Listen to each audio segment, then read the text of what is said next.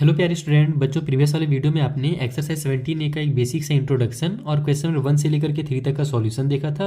इस वाले वीडियो में हम लोग क्वेश्चन नंबर 4 और उससे आगे जितने भी क्वेश्चन पॉसिबल हो सकेंगे सॉल्व करना सीखेंगे। बाकी अगर आपने प्रीवियस वीडियो नहीं देखा है या अगर आपको नेक्स्ट क्वेश्चन की वीडियो चाहिए तो सारे वीडियोज़ के लिंक आपको ऊपर आई बटन में भी मिल जाएगा और नीचे डिस्क्रिप्शन बॉक्स में भी मैं प्रोवाइड करा दूंगा। तो चलिए स्टार्ट करते हैं। फोर्थ वाले क्वेश्चन में 2 पार्ट में दिए हुए हैं। दोनों क्वेश्चन जो है ना वो हमारे जो कोन होता है उससे रिलेटेड है। कोन का मैंने फॉर्मूला वगैरह आपको पिछले वाले वीडियो में समझाया था। यहाँ पर पहले क्वेश्चन बोल रहा है कि एक 5 मीटर वाइड क्लॉथ है, यानी कि क्लॉथ है जिसकी जो विड्थ है वो है 5 मीटर की। उससे यूज़ करके एक कॉनिकल टेंट बनाया जा रहा है और इस टेंट का जो डायमीटर है ना वो 14 मीटर है और हाइट जो है वो 24 मीटर है। तो आपको फाइंड करना है cost of cloth use at the rate of ₹25 पर मीटर। यानी उस टेंट को बनाने के लिए, उस कॉनिकल टेंट को बनाने के लिए जितना भी क्लॉथ लगेगा तो उस क्लॉथ का अपने को कॉस्ट पता करना है। तो सबसे पहले तो अपने को ये पता करना पड़ेगा कि वहाँ पर टोटल क्लॉथ कितना लग रहा है। और क्लॉथ के देखो ध्यान रखना, यहाँ पर विड्थ भी अलग से दे दी गई है। ठीक है, तो हम लोग वहाँ पर क्लॉथ का जो लेंथ है टोटल वो निकाल लेंगे। जब क्लॉथ का लेंथ पता चला जाएगा हमको तो उसके बाद हम लोग उसका क्या करेंगे, 25 से मल्टीप्लाई करके टोटल कॉस्ट पता कर लेंगे। आइए कॉपी में सॉल्व करते हैं। तो देखो सबसे पहले हम क्या करेंगे, यहाँ पर एक डायग्राम के थ्रू ये समझने की कोशिश करेंगे कि इस क्वेश्चन में हमको एक्चुअल में निकालना क्या है। इस कोन का जो हमारा है इसका टोटल सरफेस एरिया निकालना है, कर्व सरफेस एरिया निकालना है। एक्चुअल में निकालना क्या है, तो देखो जब कभी भी हमारा टेंट लगता है तो साइड साइड से लगता है ना, उसमें तो नीचे जो है वो जमीन वगैरह रहता है, उस नीचे में तो टेंट का कपड़ा लगता नहीं है। तो एक्चुअल में अपने को साइड साइड का एरिया निकालना है कोन का, और साइड के एरिया को ही कहा जाता है कर्व सरफेस एरिया। अब कर्व सरफेस एरिया जो होता है, curve surface area of cone, इसका फॉर्मूला क्या होता है, तो वो होता है πRL। अब पाई का तो वैल्यू आप जानते हो 22/7 होता है या फिर 3.14। आर का हम लोग जानते हैं रेडियस होता है, तो डायमीटर 14 दिया था तो रेडियस 7 हो जाएगा। अपने क्या करना पड़ेगा, पहले यहाँ से एल की जो वैल्यू है वो निकालनी पड़ेगी। तो अब ये कैसे निकाला जाए भाई, तो इसके लिए हम लोग जानते हैं कि हमारा यहाँ पर ये पाइथागोरस का थ्योरम यू अप्लाई होता है। और अगर अपने को एल निकालना है, एल मतलब कि होता है स्लैंट हाइट, स्लैंट हाइट इसको बोला जाता है एल। ठीक है, तो यहाँ से हम लोग क्या करते हैं, रूट के अंदर डाल देते हैं ये आर का स्क्वायर प्लस में एच के स्क्वायर को। इस तरीके से h square plus r square बनाया जाता है। तो ये जो फॉर्मूला बना है ना ये पाइथागोरस के थ्योरम से ही बना है। इसके बारे में मैंने आपको पिछले वाले वीडियो में पहले से डिस्कस कर रखा है, तो ज़्यादा हम इसके बारे में बात नहीं करेंगे। ठीक है, अब यहाँ से हम लोग इसका वैल्यू निकाल लेते हैं। तो एच का स्क्वायर, हाइट हमारे पास 24 है तो 24 का स्क्वायर हो जाएगा, और प्लस में आर का स्क्वायर तो 7 का स्क्वायर हो जाएगा। तो 24 का स्क्वायर कितना होता है हमारा, तो वो होता है 576, और 7 का स्क्वायर हो जाएगा 49। दोनों को ऐड करोगे तो हमारा आ जाएगा रूट के अंदर 625, और 625 जो होता है वो हमारा स्क्वायर होता है 25 का। अगर हम इसका स्क्वायर रूट निकालने जाएंगे ना तो ये 25 मल्टीप्लाई 25 बन के बाहर निकलेगा, तो इसका जो नंबर निकलेगा वो 25 हो जाएगा। इसका मतलब जो एल का वैल्यू है वो 25 मीटर है। तो ये तीन चीज़ हमारे पास आ गई, पाई का वैल्यू पता चल गया, आर हमारे पास है ही, और एल का वैल्यू है। अब हम लोग क्या करेंगे, कर्व सरफेस एरिया निकालेंगे। तो शॉर्टकट में सी ऐसे लिख देता हूँ, मैं फॉर्मूला नहीं लिख रहा हूँ, डायरेक्ट मैं पाई की जगह पर 22/7 लिख देता हूँ, आर की जगह पर 7, और एल जो हमारा ये 25 हो गया। तो 7 से 7 कैंसिल कर दो, 25 में जब 22 का मल्टीप्लाई करेंगे तो हमारा जो आंसर वो आ जाएगा 550, यानी कि 550 मीटर के स्क्वायर जो है ना वो कर्व सरफेस एरिया है इस क्लॉथ का। तो अब ध्यान से देने वाली बात ये है कि ये टोटल एरिया है, जो टोटल हमको यहाँ पर क्लॉथ लगेगा ना उसका लेंथ नहीं है ना, ये उसका एरिया है। ओके, अब हमको बोला गया था कि जो क्लॉथ है वो 5 मीटर चौड़ा है, यानी कि जो भी हमारे पास क्लॉथ दिया हुआ है ना वो 5 मीटर विड्थ है, उसकी विड्थनेस जो है 5 मीटर है। तो इसका मतलब क्या हुआ कि जो हमारा एक्चुअल में जो लेंथ होगा वो 5 मीटर, जैसे देखो यहाँ से यहाँ तक हमारा मान लो 5 मीटर है, तो ये वाला एरिया जो है इसमें हमारा माइनस हो जाएगा, क्योंकि हमारे पास तो विड्थनेस पहले से कपड़े की ना, अपने को तो टोटल उसका लेंथ पता करना है। जैसे अगर आप दुकान में जाओगे कपड़ा वगैरह कभी अगर लेना, देखना आप लोग शर्ट वगैरह का या पैंट का कपड़ा अगर लेना है, कुर्ता वगैरह का, तो देखना कि वो लोग ऐसे पतला सा कपड़ा काट के देते हैं। ठीक है, तो उसके लेंथ का पैसा लेते हैं। जैसे मान लो 1 मीटर लिए ना तो आपको बताएंगे 1 मीटर का भैया 100 रुपया, 2 मीटर का 200 रुपया, उसकी विड्थनेस की पैसा नहीं ली जाती है। तो अपने को क्या करना है, ये जो टोटल एरिया निकला हुआ है यहाँ से लेंथ निकालना है। हम क्या जानते हैं कि जो एरिया होता है किसी भी चीज़ का वो होता है लेंथ इंटू ब्रेथ। ये आप लोगों को पता है एरिया के लिए फॉर्मूला, अगर रेक्टेंगल हमारे पास है तो यहाँ पर हमारे पास अपने को क्या करना है, लेंथ केवल जानना है। तो हम लोग क्या करेंगे, ब्रेथ को एरिया से डिवाइड कर देंगे। तो यहाँ एरिया डिवाइड बाई ब्रेथ अगर करोगे, और ब्रेथ को ही विड्थ भी कहा जाता है, ये चीज़ ध्यान रखना आप लोग, तो आपका लेंथ निकल जाएगा। तो हम लोग यहाँ से यही लेंथ निकालने वाले हैं। तो लेंथ इक्वल टू हो जाएगा 550 डिवाइड बाई में जो विड्थ है वो है हमारे पास 5 मीटर, इसको डिवाइड दोगे तो 5 1 जा 5, 5 1 जा 5, और ये 0 उतर जाएगा, यानी 110 मीटर अपने को वहाँ पर टोटल जो लेंथ है ना वो चाहिए। ये एल और ये एल अलग अलग है ना, ये स्लैंट हाइट को बोला जाता है, और यहाँ पर मैंने लेंथ निकाला, इसको मैं एल एन पूरा लिख ही देता हूँ, नहीं तो कन्फ्यूज हो गया फालतू में। ठीक है, तो लेंथ जो है हमारा वो 110 मीटर है। अब जो कॉस्ट है वो हमको बोला गया था कि ₹25 पर मीटर के स्क्वायर, यानी कि एक स्क्वायर बोल रहा हूँ पर मीटर, 1 मीटर का 25 है और हमारे पास 110 मीटर है। तो टोटल कॉस्ट निकालने के लिए क्या करेंगे, 25 का 110 से मल्टीप्लाई कर देंगे। चलो जल्दी से मल्टीप्लाई करके मुझे कमेंट बॉक्स में आंसर बताओ कि जो टोटल कॉस्ट है वो कितने रुपये निकल करके आ रहा है। चलिए अब हम लोग जो नेक्स्ट क्वेश्चन है इसका सेकंड पार्ट उसे सॉल्व कर लेते हैं। इसमें अगर कुछ भी डाउट हो ना तो इंस्टाग्राम और टेलीग्राम का लिंक मैंने दे दिया है डिस्क्रिप्शन बॉक्स में, वहाँ पर आप अपने डाउट्स हमसे पूछ सकते हो। चलिए जल्दी से दूसरे क्वेश्चन के पास पहुंचा जाए। तो देखो जो सेकंड क्वेश्चन है यहाँ पर हमें कंफ्यूज करने के लिए रेशियो वगैरह दिया हुआ है, लेकिन वो और आसान हो जाता है। आइए मैं आपको समझाता हूँ कैसे करना है।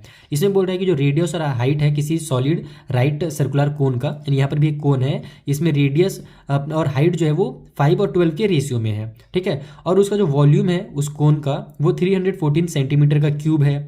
तो बताइए कि उसका जो टोटल सरफेस एरिया होगा वो कितना होगा। तो यहाँ पे हिंट के लिए भी दे दिया है कि 3.14 लीजिए आप लोग, लेकिन अगर यहाँ पर हिंट नहीं भी दिया रहेगा ना कि पाई का वैल्यू कितना लेना, तो भी आप देखो कि वॉल्यूम जो है वो 314 दिया हुआ है और ये रिलेट कर रहा है हमारे पाई के वैल्यू से जो कि होता है 3.14। तो हम लोग क्या करेंगे, इन दोनों को आपस में सॉल्व करना आसान हो जाएगा। अगर डिवाइड वगैरह में कहीं पे फंस जाए तो जल्दी से ये कट हो सकते हैं। इसीलिए हम लोग क्या करेंगे, पाई का वैल्यू 3.14 ही लेंगे, चाहे एग्जाम में हिंट दिया रहे या ना दिया रहे, बाकी एग्जाम में दिया रहता है। चलिए कैसे सॉल्व करना है इसको, ये मैं आपको जल्दी से कॉपी में समझा देता हूँ। अपने को निकालना क्या है, टोटल सरफेस एरिया निकालना है। तो इसका आपको फॉर्मूला पता होना चाहिए बस। तो देखो जो टोटल सरफेस एरिया का हमारा फॉर्मूला होता है वो होता है पाई आर और आर प्लस एल, यानी कि अपने को यहाँ पर आर की जरूरत पड़ती है और एल यानी स्लैंट हाइट की जरूरत पड़ती है। तो एल कब निकलेगा, जब अपने पास हाइट भी हो और हमारे पास रेडियस हो। तो फिर वही हम लोग पाइथागोरस का थ्योरम वाला फॉर्मूला लगा करके ये दोनों का वैल्यू निकाल सकते हैं, या फिर कह लो एल का वैल्यू निकाल सकते हैं। तो पहले हम लोग देखेंगे अपने को दिया क्या है। अपने को क्वेश्चन में दिया हुआ है वॉल्यूम। वॉल्यूम कितना दिया हुआ है भैया, तो 314 सेंटीमीटर का क्यूब दिया हुआ है। हम क्या जानते हैं कि वॉल्यूम का जो फॉर्मूला होता है किसी भी कोन का वो क्या होता है, वो होता है हमारा 1/3 पाई आर स्क्वायर एच। तो इसका ही वैल्यू अपने को इतना दिया हुआ है। अब हमारे पास आर और एच दोनों नहीं है, लेकिन दोनों का अपने को वहाँ पर बोला था कि जो रेशियो है वो अपने को बता दिया गया था, 5 और 12 का रेशियो में दिया हुआ था। तो आर को आप लोग क्या मान लो, 5x मान लो, और जो एच है ना कभी भी अगर रेशियो में दिया हुआ है तो उसको एक्स मान करके सॉल्व करना ज़्यादा आसान होता है। ये सब आपको मैं क्लास 8 से सिखा रहा हूँ। अब जो एच है हमारी जो हाइट है वो हमको 12 दी हुई थी, तो उसको 12x मान लो।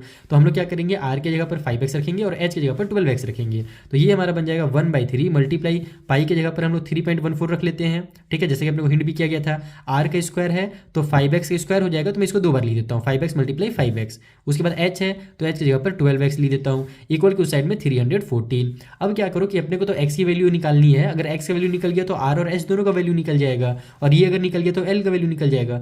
तो अब यहाँ से x का वैल्यू निकालने के लिए हम क्या करेंगे, सभी नंबर्स को इधर ट्रांसफर कर देंगे। बस x और ये 3 बार हमारा x से मल्टीप्लाई हो रहा है तो ये हमारा x का क्यूब बन जाएगा, इक्वल की उस साइड में 314 पहले से है, जो डिनोमिनेटर में 3 है इधर आकर के न्यूमरेटर में हो जाएगा, और बाकी चीज़ें जो है जो हमारे न्यूमरेटर में है वो डिनोमिनेटर में चल जाएंगी, यानी कि 3.14 हो जाएगा। ये हमारे एक 5 यहाँ से चला गया, ये दूसरा वाला 5 चला गया, और ये नीचे 12 आ जाएगा। ओके, अब देखो 3 1 जा 3, 3 4 जा 12 हो जाएगा, 5 5 जा हमारा हो जाता है यहाँ पर 25, 25 का 4 से मल्टीप्लाई करेंगे तो 100 आ जाएगा। अब देखो ऊपर में 314 है, नीचे में हमारा 3.14 है, इसका मल्टीप्लाई 100 से अगर करेंगे तो ये कितना हो जाएगा 314, और यहाँ पर हमारा नीचे 2 0 है तो ये जो डेसिमल है वो 2 डिजिट आगे चला जाएगा, तो ये भी मेरा 314 बन जाएगा, तो नीचे भी 314 आ जाएगा, तो दोनों कैंसिल होकर के हमारा लास्ट में 1 आ जाएगा। 314 बन जाए 314 होता है।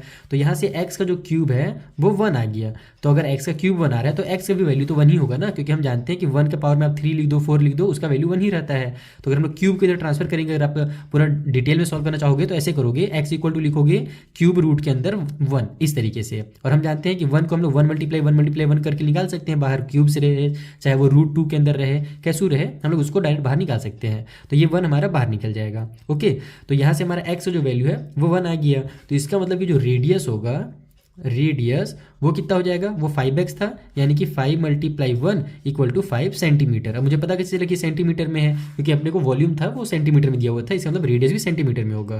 तो देखो इतना हम लोग का टाइम बर्बाद करने के लिए इसको रेशियो में दिया हुआ था। एक्चुअल में जो हमारा रेडियस है वो 5 सेंटीमीटर है और हाइट जो है वो 12 सेंटीमीटर है। बस अपने को कन्फ्यूज़ करने के लिए, हमारा टाइम वेस्ट करने के लिए इसको रेशियो के नाम से दे दिया गया था, ठीक है। तो यहाँ से हमारा जो हाइट होगा वो 12 सेंटीमीटर निकल जाएगा। अब हाइट और ये निकल गया हमारा, तो हम लोग यहाँ से एल की वैल्यू निकाल सकते हैं। एल का वैल्यू आप जानती हो, रूट के अंदर h square plus r square. तो यहाँ से हो जाएगा हमारा h यानी कि 12 का स्क्वायर प्लस r यानी कि 5 का स्क्वायर। तो ये हो जाएगा हमारा 144 प्लस में 25 और ये दोनों को सम करोगे तो आ जाएगा आपका 169 और 169 जो होता है वो 13 का स्क्वायर होता है, यानी एल का जो वैल्यू है वो 13 सेंटीमीटर हो जाएगा। अब हम लोग जो हमारा फॉर्मूला था जो टोटल सरफेस एरिया का वो लगा देते हैं। तो टी ऐसे मैं शॉर्टकट में लिख देता हूँ, इक्वल को साइड में पाई की जगह पर 3.14 लिख लो, फिर आर रहता है तो मल्टीप्लाई में आर लिख लो जो कि हमारे पास 5 सेंटीमीटर में है, फिर ब्रैकेट में आर प्लस एल है तो 5 + 13 कर दो। बस इसको ही आपको सॉल्व करना है। तो 3.14 मल्टीप्लाई 5 और ये मल्टीप्लाई हो जाएगा हमारा 13 और 5 प्लस करेंगे तो 18। तो यहाँ से हो जाएगा हमारा 3.14 मल्टीप्लाई 18 5 कितना होता है 90 होता है। चलो जल्दी से मल्टीप्लाई करके मुझे कमेंट बॉक्स में आंसर बताओ। मेरे हिसाब से आपके बुक में 282 के आसपास कुछ दिया हुआ था डेसिमल करके, तो आप लोग इसका जल्दी से कमेंट बॉक्स में मुझे आंसर बताना कि जो टोटल सरफेस एरिया है वो कितने सेंटीमीटर का स्क्वायर निकल रहा है। ध्यान रखना जो एरिया होता है वो स्क्वायर यूनिट में निकलता है, जो वॉल्यूम होता है वो हमारा क्यूबिक यूनिट में होता है। पर मैंने गलती से इसको स्क्वायर बना दिया है, वॉल्यूम हमारा क्यूब में निकलता है। ठीक है, इन सब के बारे में भी मैंने आपको पिछले वाले वीडियो में डिटेल में समझाया था कि ये क्यूब में क्यों होता है, स्क्वायर में क्यों होता है। चलिए यहाँ पर हमारा सेकंड क्वेश्चन सॉल्व होता है। अब जो अगला क्वेश्चन आगे के उन्हें भी सॉल्व करते हैं। So the next question is, if the volume of two cones are in the ratio of 1:4 and their diameters are in the ratio of 4:5, find the ratio of their height। अब देखो इस type से जो question होते हैं दिखने में पढ़ने में बहुत ही कॉम्प्लिकेटेड लगते हैं, लेकिन जब आप सॉल्व करोगे ना तो बहुत मजा आएगा और आप इसे आसानी से सॉल्व कर लोगे। दो कोन का हमें वहाँ पर दिया हुआ है कि उनका जो वॉल्यूम है ना वो इस रेशियो में है और उनका जो डायमीटर है वो इस रेशियो में है। अपने को उनके हाइट का ही रेशियो पता करना है, यानी अपने को रेशियो ही निकालना है। रेशियो दिया हुआ है, रेशियो निकालना है। कैसे निकालेंगे, कौन सा एकदम ईजी मेथड है, आइए समझते हैं इसे भी। तो देखो यहाँ पर मैंने दो यहाँ पर कोन बना लिए हैं। मान लेते हैं कि दोनों कोन का जो साइज होगा छोटा बड़ा होगा। वैसे तो क्वेश्चन में कुछ ऐसा बोला नहीं गया है, तो फिर भी मैंने अलग अलग इसलिए बना लिया ना ताकि आपको समझ में आए कि दोनों कोन अलग अलग हैं। सेम साइज के हो भी सकते हैं, नहीं भी हो सकते हैं, ठीक है, लेकिन वहाँ पर चूंकि रेशियो अलग अलग था तो उनका साइज भी पक्का अलग ही होगा। अब जो मान लेता हूँ मैं छोटा वाला जो मेरे पास कोन है ना उसका जो रेडियस है उसको मैं स्मॉल आर मान लेता हूँ, बड़े वाले कोन का कैपिटल आर मान लेता हूँ। इसको आप दूसरे मेथड से बना सकते हो, इसको आप लोग R1 और इसको R2 भी मान सकते हो, लेकिन वो थोड़ा सा कंफ्यूजिंग लगता है और मुझे अच्छा नहीं दिखता है लिखने में। हम लोग स्मॉल आर और कैपिटल आर करके यूज करेंगे यहाँ पर, ठीक है। उस तरीके से इसका हाइट को स्मॉल एच, इसके हाइट को कैपिटल एच, इसके वॉल्यूम को स्मॉल वी और इसके वॉल्यूम को कैपिटल बी। अब अपने को यहाँ पर दिया क्या गया था, उनका डायमीटर का रेशियो दिया हुआ था, वो था 1:4। अब हम लोग क्या जानते हैं कि जो डायमीटर होता है वो रेडियस का ही डबल होता है, यानी रेडियस का अगर 2 से मल्टीप्लाई करो तो डायमीटर आ जाएगा। हम लोग यहाँ पर क्या करेंगे, रेडियस का यूज करेंगे, क्योंकि हमको पता है कि वॉल्यूम के फॉर्मूला में डायमीटर का यूज नहीं होता है, रेडियस का यूज होता है। तो हम लोग क्या करेंगे कि यहाँ पर जो हमारा क्या बोलते हैं छोटा वाला जो हमारा ये वाला जो क्या बोलते हैं कोन है, इसका जो रेडियस होगा, सॉरी इसका जो डायमीटर होगा वो 2r हो जाएगा, ठीक है। इस वाले का चूंकि हम लोग यहाँ पर जानते हैं कि स्मॉल d = 2r, ये समझ में आ रहा है ना आपको। उसी तरीके से अगर कैपिटल D रहेगा तो वो 2 कैपिटल R हो जाएगा। तो यहाँ पर मैं D वगैरह नहीं लिख रहा हूँ, डायरेक्ट लिख रहा हूँ कि अपने पास दिया हुआ है इसका रेशियो, यानी कि जो छोटा वाला हमारा, या फिर छोटा बड़ा छोड़ो यार, यहाँ पर दो हमारे पास कोन है, एक का हमारा मान लो डायमीटर 2r है, दूसरे का हमारा 2 कैपिटल R है। तो दोनों का जो रेशियो है वो अपने को 1:4 दिया हुआ है। इसको हम लोग क्या करेंगे, फ्रैक्शन के फॉर्म में लिख लेंगे। थोड़ा सा फोकस बना लेता हूँ अच्छे से आपको ताकि दिख जाए, अच्छे से दिख रहा है आपको। तो ये हो जाएगा 2r डिवाइड बाई में 2 कैपिटल R इक्वल टू 1/4। यहाँ से 2 से 2 कैंसिल हो जाएगा, तो r and divide by r का जो वैल्यू है वो 1/4 आ गया। इसको भी यहीं पर आप लोग रहने दो, ओके। अब हम लोग चलते हैं वॉल्यूम वाले में। अपने को क्या बोला था कि जो हमारा वॉल्यूम का रेशियो है, तो रेशियो की जगह पर मैं इस बार डायरेक्ट डिवाइड कर दे रहा हूँ, क्योंकि आपको पता है कि रेशियो को हम लोग डिवाइड में चेंज करना ही पड़ता है। तो यहाँ पर मैं डायरेक्ट डिवाइड कर देता हूँ। तो जो वॉल्यूम का रेशियो है वो 4:5 है। तो हम लोग मान लेते हैं छोटा वाला का 4 होगा और बड़े वाले का 5 होगा।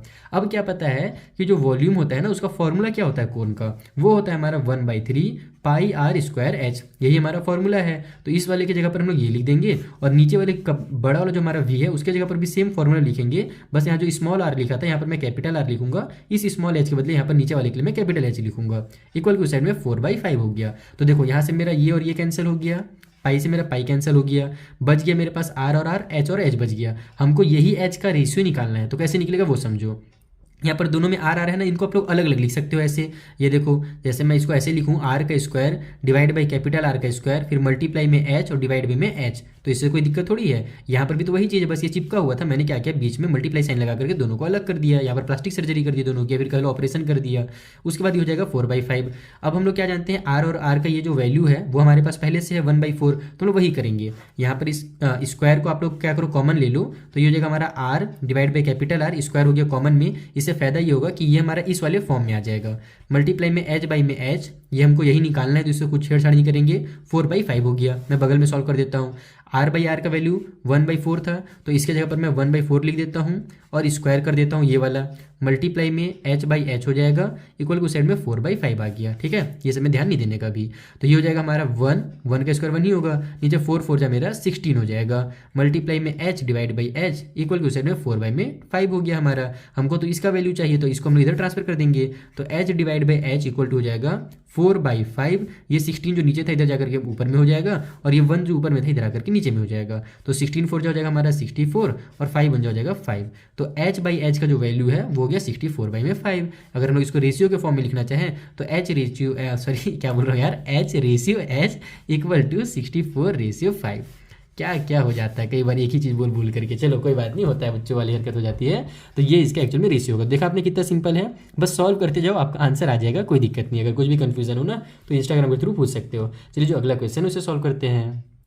तो जो हमारा क्वेश्चन नंबर 6 है, इसमें हमसे कहा जा रहा है कि the slant height of A conical mountain is 2.5 kilometre, यानी कि एक कॉन के शेप में माउंटेन है जिसका स्लैंट हाइट यानी कि जो एल होता है ना उसका वैल्यू अपने को दे दिया गया है, और एरिया जो है उसके बेस का वो बता दिया गया है, इतना है। आपको बताना है कि जो हाइट है उस माउंटेन का वो कितना होगा। तो अब ध्यान ये देना है कि अपने को बेस का एरिया दिया हुआ है ना, तो बेस कैसा रहता है उसका, वो होता है सर्कल के शेप में, यानी अपने को सर्कल का एरिया दिया हुआ है, वहाँ से हम लोग कुछ चीज़ों का वैल्यू फाइंड करेंगे, तभी जाकर के हम लोग हाइट बता सकते हैं। आइए समझाता हूँ कैसे सॉल्व करना है। तो देखो यहाँ पर मैंने एक, यहाँ मान लो इसको माउंटेन बना लिया है कोन के शेप में। मैं आपको मेन ये समझाना चाहता हूँ कि अपने को इसकी ये स्लैंट हाइट दी हुई है जो कि 2.5 किलोमीटर है, और ये जो सर्कल के शेप में नीचे हमारा बेस होता है ना, इसका एरिया दिया हुआ है 1.54 किलोमीटर का स्क्वायर। हम क्या करेंगे, हमको निकालना क्या है, इसकी हाइट निकालनी है। ठीक है, यहाँ से यहाँ तक इसकी हाइट निकालनी है अपने को। तो अब हाइट निकालने के लिए कैसे निकलेगा, तो अपने को पता है फॉर्मूला क्या होता है। जब हमारे पास एक ये पाइथागोरस का थ्योरम यानी कि राइट एंगल का ट्रायंगल बनता है, तो हम लोग एल का स्क्वायर रूट में फिर एच का स्क्वायर प्लस आर का स्क्वायर कर तो देते हैं, लेकिन उसका हम लोग का बेसिक क्या होता है कि अगर एल का स्क्वायर है तो वो इक्वल होगा एच का स्क्वायर यानी कि हाइट का स्क्वायर और प्लस में आर के स्क्वायर के। तो अगर अपने को एच चाहिए क्योंकि हाइट निकालना है, तो हम लोग क्या करेंगे, इस बार आर को ट्रांसफर करेंगे। तो यहाँ से हमारा पहले क्या करना था, एल निकालना रहता था, तो हम स्क्वायर को बस ट्रांसफर कर देते, तो ये रूट में आ जाता था और फॉर्मूला बन जाता था। लेकिन इस बार एच निकालना है तो हम लोग आर के स्क्वायर को ट्रांसफर करेंगे, तो एल स्क्वायर माइनस में आर स्क्वायर इक्वल के उस साइड में एच का स्क्वायर हो जाएगा, क्योंकि इधर प्लस में था तो इधर आकर के माइनस में हो गया। अब स्क्वायर को इधर ट्रांसफर कर दो तो ये हमारा रूट में आ जाएगा, एल का स्क्वायर माइनस आर का स्क्वायर इक्वल टू एच, इस तरीके से। तो ये फॉर्मूला जो है ना हमारा अपने आप बनता है, इसको आपको रटने की जरूरत बिल्कुल भी नहीं है। ओके, तो एच निकालने के मतलब कि अपने को एल का और आर का जरूरत पड़ने वाला है। आर है क्या, आर तो है नहीं, तो हम लोग क्या करेंगे, जो बेस है हमारा सर्कल के शेप में, इसका फॉर्मूला लगा करके यहाँ से आर की वैल्यू निकालेंगे। तो बेस जो है वो सर्कल के शेप में है, और सर्कल का जो हमारा क्या बोलते हैं एरिया होता है, उसका फॉर्मूला क्या होता है, उसका फॉर्मूला होता है पाई आर का स्क्वायर। तो यहाँ पर हम लिखेंगे पाई आर का स्क्वायर जो है वही अपने को दिया हुआ है 1.54। तो यहाँ से अब हम लोग को अगर आर निकालना है तो इसका वैल्यू पुट कर दो, ये हो जाएगा 22/7 मल्टीप्लाई में आर का स्क्वायर इक्वल टू साइड में 154। ठीक है, अब अपने को आर का वैल्यू चाहिए तो इनको इधर ट्रांसफर कर दो, तो आर स्क्वायर हो जाएगा 1.54 डिवाइड बाई में मेरा ये 22 हो जाएगा, और 7 जो है मेरा ऊपर चला जाएगा। अब हम लोग इसको कट पीट कर लेते हैं, तो ये 22 से देखो मेरा डायरेक्ट कट हो रहा है, लेकिन आपको कंफ्यूज नहीं करना चाहूँगा, मैं इसको आपको सिंपल मेथड से समझाता हूँ। 2 1 जा 2, 2 1 जा 2, ऊपर में 2 7 जा 14 हो गया। हमने डेसिमल वाला नंबर लिया तो यहाँ पर डेसिमल लगाएंगे, 50 में से 14 कट हुआ बचा 1, आगे जाकर 14 बना देगा, तो 2 7 जा 14 यानी 0.7 और नीचे में 11 आ गया है। अब इसको कैसे कट किया जाता है, तो वो देखो यहाँ पर अगर मान लो ये मेरा 0.77 है, डिवाइड बाई में 11 है, तो कई बार बच्चे इसको डायरेक्ट ऐसे कट कर देते हैं, 11 1 जा 11, 11 7 जा 77, और ये हो जाता है हमारा गलत, क्योंकि इस तरीके से आपको नहीं करना। इसको आपको बेसिक कॉन्सेप्ट ये समझना है कि अगर हमारे पास 0.77 है, डिवाइड बाई में 11 है, तो हम लोग अगर डेसिमल हटाना चाहें तो क्या करेंगे, नीचे 100 का मल्टीप्लाई करेंगे और ऊपर भी 100 का मल्टीप्लाई करेंगे, तो ऊपर मेरा 77 बन जाएगा और नीचे मेरा 1100 बन जाएगा। अब अगर आप इसको डिवाइड करके देखोगे ना, तो देखो कुछ एक नया चीज़ सीखोगे। 77 को आप लोग 1100 से डिवाइड दे दो, तो यहाँ पर हमारा सबसे पहले तो नंबर ही छोटा है, तो हम लोग क्या करेंगे, पहले तो डेसिमल लगाएंगे और एक जीरो बढ़ाएंगे। एक जीरो बढ़ाने से हमारा नंबर अभी भी क्या हो गया, छोटा हो गया, तो हम लोग क्या करेंगे, फिर से एक जीरो लगाएंगे और फिर यहाँ भी एक जीरो बढ़ा देंगे। तो अब ये हमारा 11 के टेबल में, यानी कि 11 के टेबल में जैसे 11 7 जा 77 होगा, वैसे 1100 का टेबल अगर 7 टाइम पढ़ेंगे तो 7700 हो जाएगा, और ये कट पिट हो जाएगा। तो यानी कि अगर आप इन दोनों को कट करते हो तो 0.7 नहीं आएगा, आपका 0.07 आएगा इन दोनों को कट करने के बाद। तो यहाँ पर कट करो और इसको डायरेक्ट 0.07, सॉरी 7 गलती से लिख रहा हूँ, 0.07 आपको लिख देना है। अब 0.07 का 7 से मल्टीप्लाई करोगे तो आर स्क्वायर हमारा कितना आ जाएगा, यहाँ से 7 7 जा 49 हो जाएगा। और चूंकि डेसिमल के बाद 2 डिजिट है, 0 और 7 दोनों है, तो यहाँ पर डेसिमल लगेगा। ये बारीक बारीक से अगर गलती अगर आप करोगे, बेसिक अगर आपका क्लियर नहीं रहेगा ना, तो आपका पूरा का पूरा आंसर गलत हो जाएगा। वो 4.9 आ जाता है यहाँ पर। तो ये हमारा 0.49 आ गया आर के स्क्वायर। तो हम लोग को आर की वैल्यू चाहिए, तो इसको हम लोग रूट में कर देंगे 0.49 बना करके। अब हम क्या जानते हैं कि 7 7 जब 49 होता है, तो उसी तरीके से अगर हम लोग 0.7 मल्टीप्लाई 0.7 करेंगे तो ये भी मेरा 49 हो जाएगा। और 2 डिजिट के बाद चूंकि यहाँ भी 1 डिजिट बाद डेसिमल और यहाँ भी है, तो राइट साइड से 2 डिजिट बाद डेसिमल यहाँ आ जाएगा। यानी 0.49 जो होता है ना हमारा, वो 0.7 मल्टीप्लाई 0.7 बन के बनता है। तो आर इक्वल टू हम इसे रूट में लिख सकते हैं, इसको 0.7 मल्टीप्लाई 0.7, इनका पेयर बन रहा है, तो 0.7 हमारा बाहर निकल जाएगा। मैं तो बहुत ज़्यादा बेसिक समझा रहा हूँ, इसे थोड़ा वीडियो भले लेंथी होगा, लेकिन आपका कॉन्सेप्ट जो है अच्छे से क्लियर हो जाएगा। तो आर का वैल्यू यहाँ पर हमारा 0.7, और ये क्या में था, किलोमीटर में था ना, तो ये भी हमारा किलोमीटर में निकल जाएगा। ओके, अब अपने को क्या निकालना है, हाइट निकालना है। तो हाइट का फॉर्मूला आपको बता ही दिया मैंने, h इक्वल टू हो जाएगा हमारा रूट के अंदर l का स्क्वायर माइनस में r का स्क्वायर। l जो है हमारे पास वो 2.5 है, इसका हमारा स्क्वायर कर दो आप लोग, और यहाँ पर r का जो वैल्यू हमने भी 0.7 निकाला उसको माइनस कर दो 0.7 का स्क्वायर, इस तरीके से लिख करके। तो ये हो जाएगा हमारा 25 का स्क्वायर कितना होता है, 25 का स्क्वायर होता है 625। तो 2.5 का जो होगा वो 6.25 हो जाएगा, माइनस में इसका हम लोग जानते हैं 0.7 का स्क्वायर जो होगा 0.49 हो जाएगा हमारा। इतना क्लियर है आपके माइंड में। अब जब आप इसको माइनस करोगे तो आपका जो आंसर आएगा वो आ जाएगा 5.76। आप इसको माइनस करके देख सकते हो, 5 में से हमारा 9 माइनस नहीं हो सकता, बोरो करके ये 15 बनेगा, 15 में से 9 माइनस करोगे तो 6 आएगा।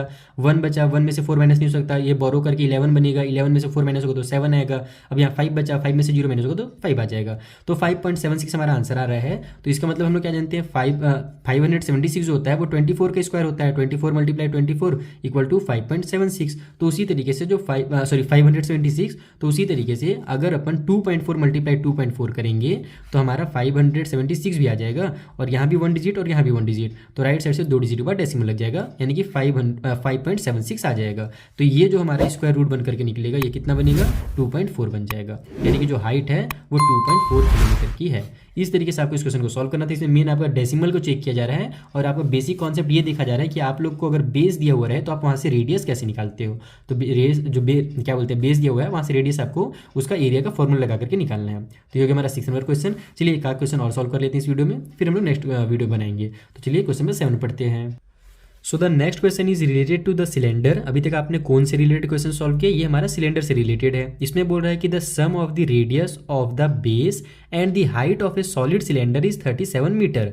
यानी रेडियस का और हाइट का जो सम है, अगर रेडियस का और हाइट को अगर अपन प्लस करें तो वो हमारा 37 मीटर है। और टोटल सरफेस एरिया जो है ना सिलेंडर का, वो हमारे पास 1628 स्क्वायर मीटर है। तो बताइए उसका वॉल्यूम कितना होगा। तो सबसे पहले तो अपने को वॉल्यूम का फॉर्मूला पता होना चाहिए, टोटल सरफेस एरिया का फॉर्मूला पता होना चाहिए। मैंने आपको पिछले वाला वीडियो में बोला था कि ये पूरा का पूरा जो चैप्टर है वो फॉर्मूला से रिलेटेड है। तो आप एक पतली सी कॉपी बना लीजिए और उसमें सारे के सारे फॉर्मूलाज को छाप दीजिए, लिख लीजिए, ताकि जब भी आपको इस चैप्टर का रिवीजन करना रहे तो बस आप पेज पलटो और तुरंत आपका रिवीजन हो जाए। ओके, तो आइए मैं आपको बताता हूँ कि इनका फॉर्मूला क्या होता है, टोटल सरफेस एरिया का और वॉल्यूम का, और इसे कैसे सॉल्व करना है। तो देखो सबसे पहले आप क्या करो कि निकालना क्या है उसका फॉर्मूला में ध्यान दो। अपने को वॉल्यूम निकालना है सिलेंडर का, तो फॉर्मूला होता है पाई आर स्क्वायर एच, यानी कि अपने को आर का जरूरत पड़ेगा और एच का जरूरत पड़ेगा, और दोनों ही हमें नहीं दिया हुआ है। हमें बताया गया है कि जो आर और एच का जो सम है, रेडियस और हाइट का जो सम है वो 37 मीटर है, ये अपने को हिंट दिया हुआ है। साथ ही साथ टोटल सर्फेस एरिया दिया हुआ है 1628। अब हम लोग क्या जानते हैं कि जो टोटल सर्फेस एरिया होता है सिलेंडर का, उसका फॉर्मूला होता है 2 पाई आर और h प्लस आर, या फिर r प्लस एच, जो लिखना जो लिख सकते हो, ये फॉर्मूला होता है। यानी कि इसका वैल्यू ही अपने को दिया हुआ है 1628।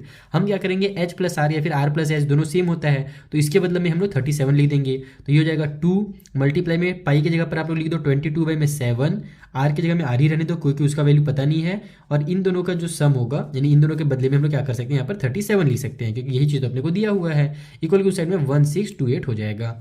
अपने को तो आर की जरूरत है ना, तो हम लोग क्या करेंगे, सारी चीज़ों को उठा करके फेंकेंगे इस तरफ इसके पास, और आर का वैल्यू जो है पट से निकल करके आ जाएगा।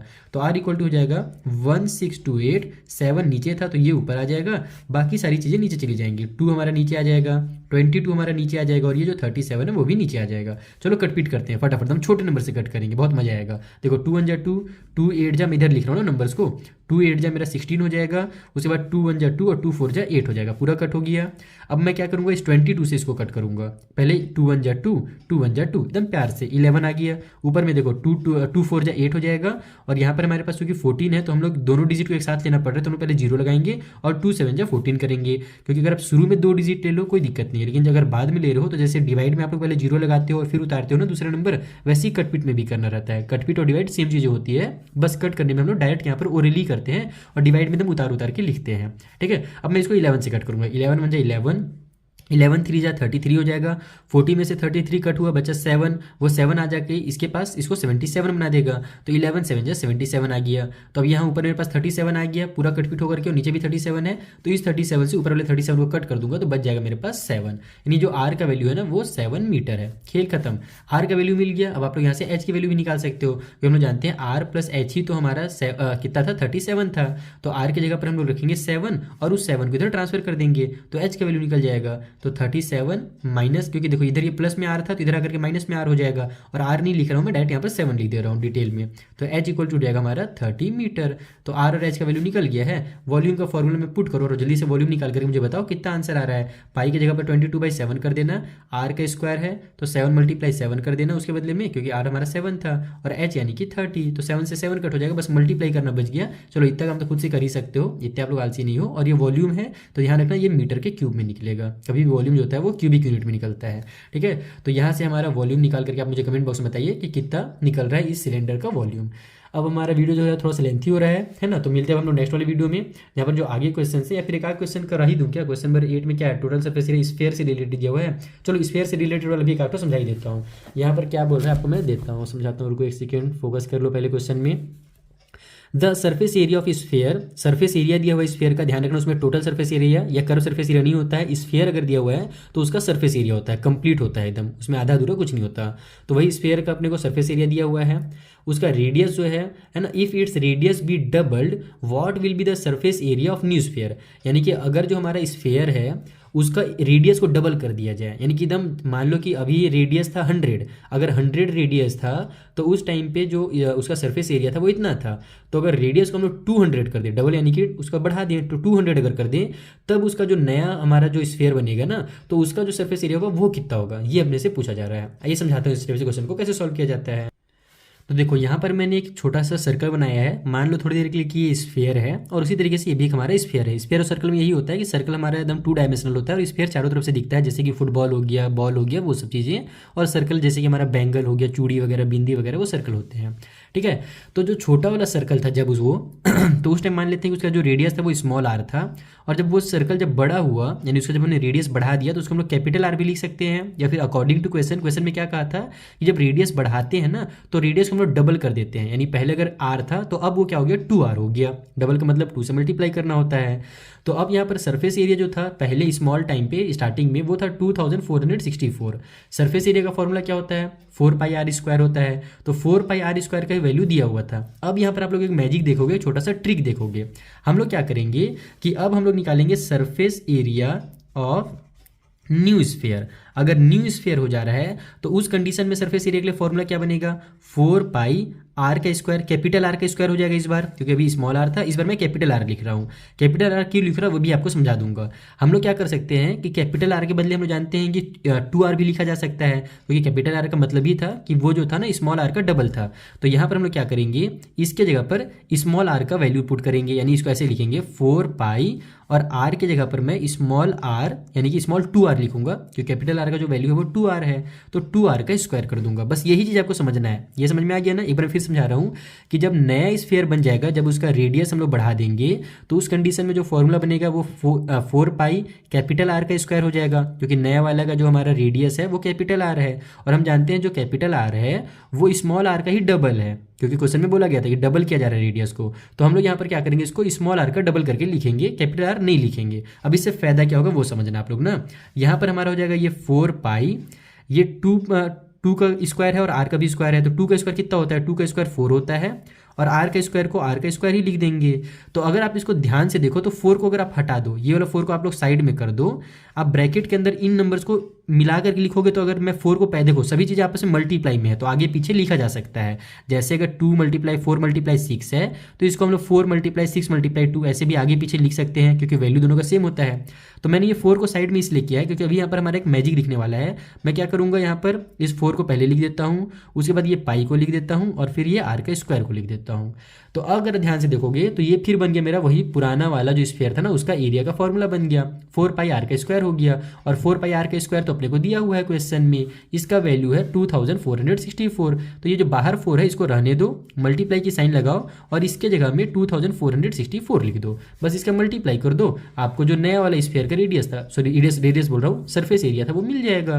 तो ये हो जाएगा हमारा 4 4 16 का 6 कैरी हो गया 1, 4 6 24 और 125 का 5 कैरी हो गया 2, 16 और 2 18 का 8 कैरी हो गया 1, 4 2 8 और 1 9, यानी 9856 मीटर का जो, सॉरी मीटर था, सेंटीमीटर था। तो सेंटीमीटर का स्क्वायर जो होगा वो नए वाले इस फेयर का टोटल सरफेस एरिया होगा। यार टोटल सरफेस एरिया नहीं, सरफेस एरिया। यहाँ पर कुछ भी टोटल या स्मॉल या फिर क्या बोलते हैं लिटरल सरफेस एरिया कुछ नहीं होता है, यहाँ पर टोटल सरफेस एरिया होता है। ठीक है, कंप्लीट वहाँ पर क्योंकि हमारा एरिया निकलता है। तो इस तरीके से आपको यहाँ पर ट्रिक लगा करके इस क्वेश्चन को सॉल्व करना था। आई होप आपको ये भी बहुत अच्छे समझ में आ गया होगा। चलिए अब मिलते हैं हम नेक्स्ट वीडियो में, तब तक के लिए थैंक यू फॉर वॉचिंग। अगर कुछ भी डाउट हो तो इंस्टाग्राम टेलीग्राम के थ्रू पूछ सकते हो। तब तक के लिए थैंक यू वंस अगेन।